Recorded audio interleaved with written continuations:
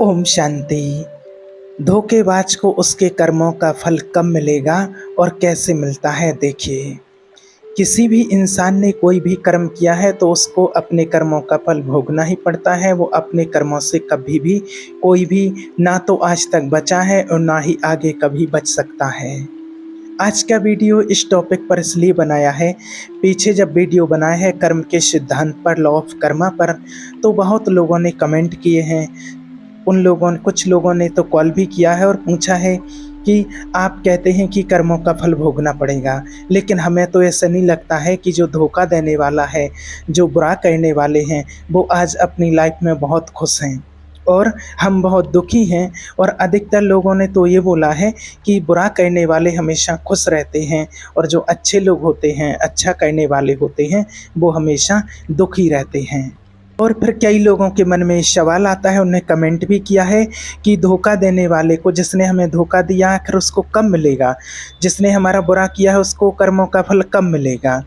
किसी इंसान ने हमारे साथ बुरा किया, हमारे साथ बहुत गलत किया, किसी इंसान ने हमें चीट किया और वो इंसान तो अपनी लाइफ में आज बहुत खुश है, उसको तो कोई फ़र्क नहीं पड़ा है, वो तो हमें धोखा दे कर के चला गया है और अपनी लाइफ में बहुत खुश है, एंजॉय कर रहा है, मस्त है, उसको रत्ती मात्र भी फ़र्क नहीं पड़ रहा है। और ये चीज़ हमें बहुत दुखी कर रही है कि देख, उसने गलत किया है तुम्हारे साथ, उस लड़के ने आपके साथ गलत किया है, उसने कुछ भी नहीं उसको हुआ है, उसके कर्मों का फल नहीं मिला है, वो इंसान खुश है, वो इंसान मस्त है, उसको कोई परवाह ही नहीं है, उसको कोई मतलब ही नहीं है।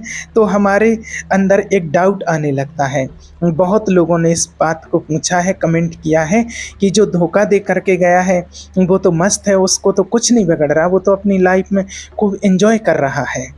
तो फिर बहुत डाउट आने लगता है लोगों के मन में कि कर्म, लॉ ऑफ कर्मा जो होता है, कैसे काम करता है, कब उसको कर्म का फल मिलता है। और सब फिर यही पूछते हैं कि अगर कर्म का सिद्धांत है और कर्म का फल मिलता है तो उसको उसके कर्मों का फल कब मिलेगा, हम इसमें क्या कर सकते हैं कि उसको उसके कर्मों का फल जल्दी मिले। और ही तमाम बातें, ओवर थिंकिंग उनके मन में आती रहती हैं, हर किसी के मन में आती रहती हैं। क्योंकि जब किसी के साथ कोई बहुत बुरा करके गया हो, धोखा दे करके गया हो, तो ऐसे बहुत लोग हैं जो अपने आप को संभाल नहीं पाते हैं और वो यही सोचते हैं कि हमारे साथ आखिर ऐसा क्यों हुआ है, जो उसने धोखा दिया है, हमारे साथ बुरा किया है, तो उसको दंड, उसके कर्मों का फल उसको कब मिलेगा। तो देखिए, श्रीमद् गीता में, भगवत गीता में भी श्री कृष्ण जी ने कहा है कि जो भी इंसान शुभ और अशुभ कर्म करता है, उसके कर्मों का फल उसको भुगतना ही पड़ेगा। उसमें कोई गुंजाइश नहीं है, उसमें कोई और ऑप्शन नहीं है, उसको भोगना ही पड़ेगा, चाहे वो शुभ हो चाहे अशुभ हो। और जो आपने कर्म किया है, जब तक उस कर्म का फल आपको नहीं मिल जाता है, तब तक वो कर्म शांत नहीं रहता है। अगर आपने कोई अच्छा कर्म किया है और अगर आप चाहें कि मुझे इसका फल नहीं चाहिए, तो भी आप ना चाहते हुए भी उसका फल आपको मिलेगा। बुरे कर्म का फल तो मिलना ही है, इसी प्रकार अच्छे कर्म का भी फल मिलता है। अगर आप चाहें भी कि मुझे नहीं चाहिए तो भी आपको मिलेगा, क्योंकि वो कर्म तब तक शांत नहीं होगा जब तक आपको उसका फल ना मिल जाए। तो देखिए, गीता में कहा गया है, और अगर आप ईश्वर में विश्वास रखते हैं, आस्था रखते हैं और आपको विश्वास है, अगर आस्तिक हैं अगर, तो आप विश्वास कीजिए कि उसको भोगना तो पड़ेगा। जिसने आपके साथ गलत किया है, आज नहीं तो कल उसको उसके कर्मों का फल परसों तक जरूर मिलेगा। वो समय आएगा ही आएगा। कहा भी जाता है कि भगवान के घर में देर है, अंधेर नहीं है। थोड़ा सा समय लग सकता है, लेकिन बच कोई नहीं सकता है। तो ये तो सबसे बेसिक सी चीज़ हो गई। अब एक और चीज़ हमको समझने की ज़रूरत है। पहले हम कर्म को समझें, फिर कर्म के फल को समझेंगे, कैसे कर्म काम करते हैं और कर्म का जो फल है वो कैसे मिलता है। वो एक और चीज़ को हम समझेंगे, वो ये है कि देखिए, ये तो हम बहुत अच्छी तरह से जानते हैं, जिसका ज्ञान हमें स्वयं परमपिता परमात्मा ने दिया है। गीता में भी इसका ज्ञान दिया गया है कि हम सिर्फ इस शरीर नहीं हैं, हम इस शरीर के अंदर, शरीर को चलाने वाली आत्माएं हैं। हम सिर्फ अपने को शरीर मान करके बैठे हैं, हम मेल या फीमेल, स्त्री या पुरुष, बस यही मानते हैं। लेकिन इस शरीर के अंदर एक शक्ति बैठी है, एक पावर बैठी है जो परमात्मा का अंश है, जो परमात्मा की संतान है, जो जिसकी कभी मृत्यु नहीं होती है और वो सिर्फ शरीर बदलती यानी कि वस्त्र बदलती है। गीता में कहा गया है कि शरीर हमारा वस्त्र है और जब ये शरीर रूपी वस्त्र पुराना हो जाता है, चलने के लायक नहीं होता है, तब आत्मा इस वस्त्र को चेंज कर लेती है और दूसरा नया वस्त्र धारण कर लेती है, इस वस्त्र को छोड़ देती है। तो हम सिर्फ इस शरीर नहीं है, हम शरीर को चलाने वाली एक चेतन शक्ति, ऊर्जा, एक आत्मा है जो परमात्मा की संतान है। अब क्या होता है, जैसे मान लीजिए कोई भी व्यक्ति है, कोई भी लड़की है, उसका नाम मान लीजिए आज रानी है, तो उसका नाम आज की डेट में सिर्फ रानी पड़ा है, बाकी तो उसका कभी रानी, रीना, रीता, गीता, सीता कुछ भी माना बनती है, क्योंकि बहुत सारे जन्म होते हैं, कितने ही जन्मों से हम चले आए हैं। और फिर वो आत्मा जो आज मेल है वो फीमेल भी बनती है, किसी जन्म में जाकर के वो फीमेल भी बनती है। और कोई मेल है, जैसे कोई लड़का है, उसका नाम मान लीजिए गोलू है, तो आज उसका नाम गोलू है, लेकिन पीछे वो कभी गोलू है जैसे, तो पहले कभी नीलू, कभी कुछ और नाम, गोपाल, राधे, श्याम, कुछ भी नाम उसके पिछले जन्मों में कुछ और रखे गए थे। तो जो भी आज मेल हो फीमेल हो, तो वो आज का नाम नहीं है, सिर्फ उनका बहुत लंबा कनेक्शन रहता है। तो उन्होंने ये रोल प्ले किया हुआ है, बहुत सारे अनंत जन्मों के जो कर्म जमा होते हैं, कितने सारे हमारे जन्मों के जो कर्म जमा होते हैं, अब उन्हीं सारे कर्मों को हमें भोगना पड़ता है। वो कर्म हमसे छूट नहीं सकते हैं। हमारे कार्मिक रिलेशंस होते हैं लोगों के साथ में, जैसे आप एक फैमिली में हो, तो मान लीजिए कि आपकी जैसे पिताजी से बहुत अच्छी बनती है, माताजी से नहीं बनती है, या किसी की माताजी से बनती है, पिताजी से नहीं बनती है, या किसी की पति से बनती है, पति पत्नी की अच्छी बनती है, किसी की नहीं बनती है ना। किसी के पिताजी बहुत सुख देते हैं, किसी की माताजी बहुत सुख देती हैं, और पिताजी की वजह से कोई कोई ऐसे बच्चे होते हैं जो डिप्रेशन में रहते हैं। तो एक कर्मों का सिद्धांत ही है जो लोगों के साथ हमारे कर्म हैं कि इससे हमें इतना सुख मिलेगा, इससे हमें इतना दुख मिलेगा, इससे हमें इतनी परेशानी मिलेगी, इससे इतना रिलैक्स मिलेगा। तो ये है, तो कोई इंसान हमें सुख देता है, कोई इंसान हमें दुख देता है, ये होता ही है हमारे कर्मों के अनुसार। क्योंकि हमारा यहाँ जन्म होता है, तो पूर्व जन्म में हमने जिसको दुख दिया है तो उससे दुख लेना ही पड़ेगा, और अगर किसी को हमने सुख दिया है तो उससे हमें सुख लेना पड़ेगा। तो ये लेना और देना, क्रिया की प्रतिक्रिया ये होती ही रहती है। यहाँ पर तो आपको लगता है कि हम सामने वाले इंसान के लिए बहुत कुछ कर रहे हैं, हम उसके लिए सब कुछ अच्छा कर रहे हैं, लेकिन उससे हमें दुख ही मिल रहा है। तो आप पूर्व जन्म में उसको दुख दे करके आए हैं, तो यहाँ भले आप उसको सुख दे रहे हैं, लेकिन अभी वो आपको सुख नहीं दे सकता, अभी वो आपको दुख देगा। अब आप बोलेंगे मैं तो उसके साथ अच्छा कर रहा हूँ, तो आप अभी अच्छा कर रहे हैं, तो ये आपकी नई खेती है, नई फसल आपकी तैयार हो रही है, और जो पुरानी फसल है वो अभी आपके साथ चल रही है। अब नई फसल आने में समय लगेगा, तो नई फसल जब तक आएगी, जब तक तो आपको पुरानी फसल को ही खाना पड़ेगा, अब चाहे वो कैसी भी हो। और कई बार ऐसा भी होता है कि हम किसी के साथ गलत करते हैं और रिटर्न में हमें बहुत अच्छा मिलता है, तो उस आत्मा के साथ हम पूर्व जन्म में अच्छा कर्म करके आए हैं, इसलिए वो आत्मा हमारे साथ अच्छा कर रही है। तो एक कार्मिक रिलेशंस जो है ये जुड़े हुए होते हैं आपस में। आपका कार्मिक बैलेंस जैसे आपका बैंक बैलेंस होता है, जैसे क्या है, कई लोग बहुत परेशान हो जाते हैं कि इतना समय हो गया है और अभी तक तो उनको कर्मों का फल मिला नहीं है, तो कब मिलेगा। तो देखिए आपको एक बात और बता दें कि मान लीजिए कि अगर व्यक्ति कोई आपने 50 लाख, 20 लाख, 10 लाख रुपए बैंक में जमा कर दिए और आप भूल जाते हैं, तो आपने भले जमा करके माना आप भूल गए, लेकिन उसका जो इंटरेस्ट है, उसका जो ब्याज है वो आपको मिलता रहेगा, भले आप जमा करके भूल जाएं। या फिर आपने बैंक से 10 लाख लोन ले लिया है, तो भी आपको उसका इंटरेस्ट देना ही पड़ेगा, आपको उसका ब्याज सहित मूल रकम चुकानी ही पड़ेगी, आप भले भूल जाएं। ऐसे ही कर्म है कि आप भले भूल जाएं करके कि कितने समय पहले किया था, आप भले भूल जाएं या सामने वाला भूल जाए, लेकिन उसके इंटरेस्ट सहित उसका ब्याज उसको चुकाना ही पड़ेगा। अब मान लीजिए कि जैसे 50 लाख, 40 लाख रुपए आपने बैंक में जमा कर दिए हैं, आपके बैंक में अगर 40 लाख रुपए रखा है तो आपको उसका बैंक का जो ब्याज इंटरेस्ट है, बैलेंस है, वो मिलेगा। इसी प्रकार कर्मों का जो खाता है तो वो आपको भोगना ही पड़ेगा। वो 2 प्रकार का होता है, शुभ और अशुभ। सुख और दुख वो दोनों आपको भोगने ही पड़ेंगे। अब आपको समझना है, देखिए कर्म को, कर्म 3 प्रकार के होते हैं, संचित, प्रारब्ध और क्रियमाण। ये 3 कर्म होते हैं। इसको एक एग्जाम्पल से समझने की कोशिश करते हैं। देखिए मान लीजिए कि बैंक में आपका एक अकाउंट है और उस अकाउंट में उसमें 40 लाख रुपए जमा हैं। तो 40 लाख रुपए जो आपके हैं वो संचित हैं, वो जमा हैं आपके। उसमें से आपने मान लीजिए 10 लाख रुपए निकाल लिए और बैंक में आपके 30 लाख रुपए बच जाते हैं। अब वो 10 लाख से कुछ चीज़ें खरीदना चालू की। कुछ चीज़ों से आपको सुख मिल रहा है, कुछ चीज़ों से आपको दुख भी मिल रहा है। कुछ चीज़ें आपको हैप्पीनेस दे रही हैं, कोई चीज़ें आपको दुख दे रही हैं। तो वो चीज़ें आपको प्रारब्ध के रूप में आ रही हैं, जो पैसा आपने निकाला है। तो ऐसी प्रकार से हमारे कितने ही जन्मों के कर्म जमा हैं, जिसको हम बोल सकते हैं संचित कर्म। अभी हम इस शरीर में हैं, कल की डेट में पता नहीं कि हम किस बॉडी में थे और परसों आने वाले कल में हम कहाँ होंगे, कैसे होंगे, किस बॉडी में होंगे, कोई भरोसा नहीं है।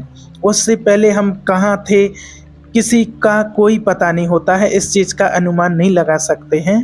आज आपकी उम्र मान लीजिए 20 साल हो गई है या 30 साल हो गई है, तो 30 साल पहले आपने जन्म लिया था। आप किसी से भी पूछो, अपने मम्मी पापा से भी पूछो और किसी से भी पूछो कि भाई मैं 30 साल पहले, 25 साल पहले, 20 साल पहले मैं कहाँ थी, मैं कहाँ था, कहाँ से आया। या अपने आप से पूछो कि हम इसके पहले कहाँ थे। तो बात तो ये सत्य है। तो इस बात को हमें समझना है कि हम इस शरीर में, इस शरीर नहीं है सिर्फ, शरीर तो हमें मिला हुआ है, इस शरीर में रहने वाली हम चैतन्य शक्ति आत्मा हैं। हम एक सोल हैं, एक एनर्जी है, एक ऊर्जा है और हमारा कनेक्शन बहुत सारी आत्माओं से होता है। हमारे कार्मिक रिलेशन लोगों के साथ, जो कि हमको चुकतू करना पड़ते हैं, जो कि हमें भोगना पड़ता है। सुख भी है, दुख भी है। सुख का लेन देन होता है एक तरीके से, जैसे बैंक में लेन देन होता है पैसों का, तो वैसे ही कार्मिक रिलेशन होता है कि हमें लेन देन करना ही है कर्मों का। उसमें कर्म शुभ भी होंगे, अशुभ भी होंगे, जो कि आपको भोगने ही पड़ेंगे। जैसे आपको बता दिया कि आपने अपने अकाउंट से 10 लाख रुपए निकाल लिए, फिर आपने खर्चा करना स्टार्ट किया, तो आपको सुख भी मिला, दुख भी मिला। और फिर आपने, अब मान लीजिए कि आपने फिर से कमाई करना शुरू की और फिर से आपने 10 लाख रुपए उस बैंक में जमा कर दिए। तो ये 10 लाख जो अभी आपने जमा किए हैं, ये है आपका क्रियमाण कर्म। तो वैसे ही जब हम बैंक में पैसा जमा करते हैं तो हमको इंटरेस्ट मिलता है। ऐसे कि जैसे हम कोई कर्म करते हैं, शुभ कर्म करते हैं तो उसका इंटरेस्ट मिलता है, अशुभ कर्म करते हैं तो उसका भी इंटरेस्ट मिलता है। तो विद इंटरेस्ट सहित सामने वाले इंसान को, आपको या किसी को भी, या कोई इसमें ऐसा तो ऑप्शन है ही नहीं कि आपने कर्म किया है और किसी और को भोगना पड़े, या किसी और ने किया है तो आपको भोगना पड़े। ऐसा तो हो ही नहीं सकता कि ये बच सकता है, ये नहीं बच सकता है। ऐसा तो कभी हो ही नहीं सकता है। आपने कुछ भी किया है, शुभ कर्म किया है, अशुभ कर्म किया है, जो भी किया है, तो वो आपके पास लौट करके ही आएगा और इंटरेस्ट सहित आपके पास लौट करके आएगा। शुभ हो या अशुभ हो, शुभ का शुभ आएगा और अशुभ का अशुभ आएगा, मय ब्याज के सहित आपके पास लौट करके आएगा। अब कई बार आपको लगता है कि हमने कुछ बुरा किया और कभी हमने कुछ गलत किया होगा, इसलिए हमारे साथ ऐसा हो रहा है और ये हमें भुगतने को मिल रहा है। इसलिए हमें बहुत ज़्यादा अच्छी तरह से हमें समझना चाहिए कि हम कैसे कर्म कर रहे हैं और अपने कर्मों पर बहुत अटेंशन देना चाहिए, ध्यान देना चाहिए। तो ये हमारे संचित कर्म होते हैं, प्रारब्ध होते हैं और क्रियमाण होते हैं। संचित मतलब हमारे कई जन्मों के कर्म जमा हैं, वो संचित हैं। उसमें से कुछ हमें मिलते हैं जब हमारा जन्म होता है, तो उसमें से हमारे संचित कर्म कुछ हमें अच्छे और बुरे मिलते हैं, जिसमें हमारे सुख भी होते हैं और दुख भी होते हैं। और अभी जो हम वर्तमान में कर्म कर रहे हैं वो हमारा क्रियमाण कर्म होता है, चाहे हम अच्छा कर रहे होते हैं या बुरा कर रहे होते हैं। तो इसमें और एक बात, कई लोग बोलते हैं कि भाई जब पहले से ही डिसाइड है, सब कुछ पहले ही से लिखा हुआ है, तो फिर कर्म ही क्यों करना है। तो आपको बता दें कि कर्मों से ही हमारी किस्मत बनती है और किसी और ने नहीं लिखा है। हम अपने ही कर्मों के द्वारा हम खुद ही लिखवाते हैं और खुद ही लिखते हैं, कोई और नहीं लिखता है। जो हमारे प्रारब्ध में जो कर्म रहे हैं शुभ और अशुभ, उन्हीं कर्मों को हम अपनी किस्मत बोलते हैं कि मेरी किस्मत में क्या लिखा। मेरी किस्मत खराब है, मेरी किस्मत में ये बिजनेस नहीं है, मेरी किस्मत में ये इंसान नहीं है, मेरी किस्मत में ऐसा ये चीज़ नहीं है, धन नहीं है, ये नहीं है। किस्मत मतलब क्या होती है? प्रारब्ध, जो कि आपने ही बनाई है, आपने ही अपने कर्मों के द्वारा, कोई और नहीं बनाता है। तो कर्मों को तो हमने समझ लिया, अब थोड़ी समझेंगे हम कर्मों के फल को। अब एक कर्म का फल ऐसा होता है कि आज आपने कर्म किया और आपको हो सकता है कई सालों के बाद या किसी और जन्म में भी उसका फल मिलेगा, उस चीज़ का फल देखने को मिलेगा। एक दूसरा होता है कि आपने आज किया है और उसका फल आपको महीने 2 महीने बाद देखने को मिल जाएगा, तो आपको भोगने को मिल रहा। और हो सकता है कि कोई एक कर्म ऐसा होता है कि आपने अभी कर्म किया और 1-2 घंटे बाद उस कर्म का फल आपको देखने को मिल रहा है। मान लीजिए आपने एक एग्जाम्पल के तौर पर कि आपने किसी को गाली दी, आपने किसी को शब्द बोला है, कुछ भी बोला है, उसको परेशान किया है और आप रास्ते चलते आगे चले जा रहे थे और आपके पैर में एकदम चोट लग गई। तो आपको एकदम एहसास हो जाता है कि अरे मैं उसको ऐसा बोल करके आया, उसको परेशान करके आया हूँ, इसलिए मुझे उसका ये फल मिल गया है। तो अगर कई बार ऐसा होता है कि आपको महीने में कोई घटना घट जाती, कुछ हो जाता है, तो एहसास हो जाता है कि मैंने किसी के साथ कुछ ऐसा किया था, इसलिए मेरे साथ ऐसा हुआ है। इस चीज़ का आपको रियलाइज़ होता है कि मैंने उसके साथ बुरा किया था, इसलिए मेरे साथ ऐसा हो रहा है। और कई लोगों ने ऐसा भी बताया कि जो उनको सालों बाद इस चीज़ का एहसास होता है, 10 साल 20 साल के बाद भी, कि मैंने उसके साथ ऐसा किया था उस टाइम पर और अभी मेरे साथ ऐसा हो रहा है, तो ज़रूर वो उस कर्म का फल मिल रहा है और उसी का परिणाम मुझे आज भुगतना पड़ रहा है। क्योंकि हम सभी आत्माएं हैं, हम परमात्मा की संतान हैं, तो हमें इस चीज़ का एहसास हो जाता है, हमें फील हो जाता है। जब हमारे साथ कुछ ऐसा होता है तो हमें एहसास हो जाता है कि हमने कभी ना कभी ऐसा किया था। और ईश्वर हमें कभी ना कभी फील करा देता है कि जो आज भुगत रहे हो ना, ये उस समय के कर्म का फल है जो इतने समय पहले आपने किया था और अभी अच्छा हो रहा है, तो ये इस कर्म का फल है। तो समझिए कि पूरा एक एक चीज़ का साइंस है, कभी आपको डाउट नहीं करना चाहिए। बस इतना सा है कि भगवान के घर में देर है, अंधेर नहीं है, तो शुभ कर्म भी आपको भोगना पड़ेगा और अशुभ भी आपको भोगना पड़ेगा। हर एक इंसान को भोगना पड़ता है, इसमें किसी का कोई चॉइस नहीं है, इसमें किसी का कोई बस नहीं चलता है। आप प्रकृति के बाहर नहीं हैं, आप दुनिया के बाहर नहीं हैं, आप इसी प्रकृति के अंदर, इसी दुनिया में रहते हैं, तो भोगना ही पड़ेगा, अवश्य ही भोगना पड़ेगा, उससे कोई बच नहीं सकता है। चाहे आप कितनी चालाकी कर लो, चाहे आप कितनी ही चतुराई कर लो, आप भगवान से ज़्यादा चतुराई नहीं कर सकते हैं। आज भले कोई व्यक्ति सोच ले कि अरे मैंने उसके साथ गलत किया और मैं आज खुश हूँ, तो आज खुश हो। क्योंकि आज खुश क्यों हो? क्योंकि पिछले जन्म के कुछ आपके अच्छे कर्म रहे होंगे, इसलिए उनका फल मिल रहा है, तो आज आप खुश हैं, जिसकी वजह से आप अभी खुश हो रहे हो, जिसकी वजह से आप अच्छी लाइफ जी रहे हो। लेकिन जैसे ही वो पूर्व जन्म वाला कर्म अच्छा आपका ख़त्म होगा ना, तो बस जब ये वाला स्टार्ट होगा, तो फिर आप देखना कि आपके जीवन में क्या से क्या हो जाता है। जैसे कि समझो कि एकदम आपके जीवन में बहुत दुख दर्द पैदा हो जाएगा, बहुत तकलीफ मिलेगी आपको। तो इसलिए आप ऐसा ना सोचिए कि हमारे साथ किसी ने बुरा किया है तो उसके साथ अच्छा हो रहा है, या फिर आपने किसी के साथ अच्छा किया है तो उसने हमारे साथ बुरा क्यों किया है। तो आप अच्छे कर्म करते रहिए, आपको अच्छे का अच्छा ही मिलेगा और जिसने बुरा किया है उसको बुरा ही मिलेगा। तो बस कर्मों का फल तो देखिए हर किसी को भोगना ही पड़ता है, लेकिन हमें ऐसा नहीं सोचना है कि उसका बुरा हो, उसका बहुत बुरा हो जाए, उसके साथ कब धोखा होगा, उसके साथ भी धोखा हो। तो हमें ऐसा नहीं सोचना है और ना उसकी ज़िंदगी के ऊपर अपनी नज़रों को गड़ा करके रखना है कि उसके साथ कब ऐसा होगा कि हम वेट करते रहें। ऐसा नहीं करना है हमें। आप इसको ईश्वर के ऊपर छोड़िए, आप इसको कर्मों के ऊपर छोड़िए, इसको विधि का विधान है, आप बस ईश्वर के ऊपर छोड़ दीजिए और आप अपने हिसाब से चलना शुरू कीजिए। आप अपने कर्मों पर ध्यान दीजिए और अपने कर्मों को हमेशा अच्छे रखिए। तो और आपके साथ जो बुरा हुआ है तो आप यही सोच करके रखिए कि एक चीज़ को एक्सेप्ट कीजिए कि आपने भी कभी किसी के साथ ऐसा किया था, सामने वाले के साथ भी आपने ऐसा किया था, इसलिए आपके साथ अभी ऐसा हुआ है और आगे से आप कोई ऐसा कर्म नहीं करना है जो फिर से आपके साथ कोई ऐसा दुख आपको सहन करना पड़े। इस बात का आपको विशेष ध्यान रखना है। ओम शांति।